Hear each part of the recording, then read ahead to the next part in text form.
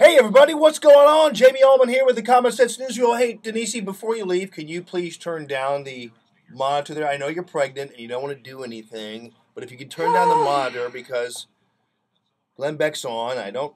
Anything else I can do for you, sir? Yeah.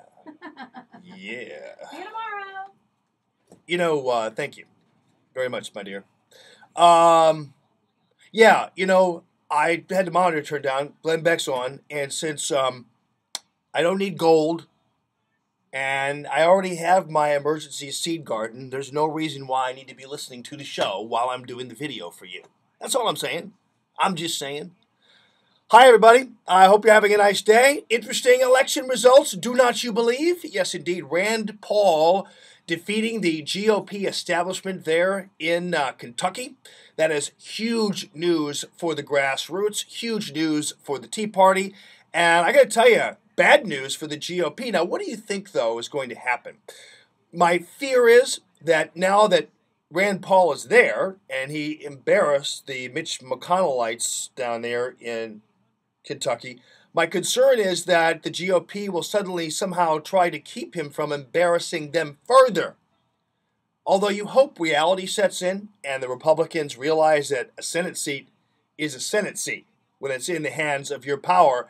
And in fact, Rand Paul isn't such a bad guy, isn't the worst you could do when it comes to representing the conservative view, if that's really what you're interested in. So I'm hoping, and I'm going to be optimistic about that and about the hopes that Rand Paul will ultimately have the support of the likes of Mitch McConnell and others. So Mitch McConnell better open his pansy little mouth pretty soon to support this guy, and I hope he does. Also, Arlen Specter, come on, man, he's like one of the biggest fools in politics. This guy is a guy who decided he was going to join the Democrats. He was going to abandon the Republicans at a time when, favor towards Republicans was on the downturn. And so little Mr. Fairweather decided he was going to become a Democrat, and he became a Democrat, and he thought that would win him his seat and preserve his seat because the people didn't like Republicans anymore. And little did he realize that, you know what? Democrats still have a nose for the stink left over from anybody who happens to be even remotely conservative. And so when it came time to choose between Specter and this lefty, guess who the Democrats chose? They chose the lefty and not Arlen Specter. So now Arlen is out of a job. I don't know what the heck the guy's going to do, but well, maybe Obama's going to make him his tomfoolery czar. I don't know. Who knows? And also Blanche Lincoln there in Arkansas. It's boring, but important. And it turns out that she's in a tie now, and so they're going to have a runoff there. Al Gore. You got to look at this video on Allman's Electric Stove. It's unbelievable. It's a commencement address in which Al Gore proceeds to do his Inconvenient Truth slideshow all over again. His PowerPoint presentation. In fact, as I said this morning, I think I spotted the Tennessee school hierarchy there. Instead of giving out diplomas after Al Gore's commencement address, they were giving out cyanide pills. It was so depressing. Now, again, environmental issues are something, if that's what your deal is and you're giving a commencement address, of course you're going to talk about them, but talk about them in a way that inspires and motivates individuals, not if this after this after this and tar balls and erosion and glaciers are melting and, talk to them, talk to these young people, because after all, they're the ones who are supposedly going to be going into the world after all, and they don't need to see your slideshow presentation again, for crying out loud.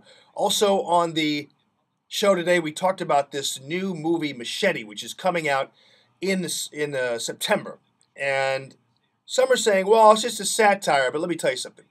Common sense dictates to me that there's no way Hollywood is going to turn out a movie that is disparaging towards Mexicans and disparaging towards illegal immigrants. And so what this movie is, according to Andrew Klavan from Hollywood, who we talked to, a conservative guy in Hollywood, basically what this is going to be is a show that glorifies Mexicans hating whitey. That's what it's all about. That's what Machete is.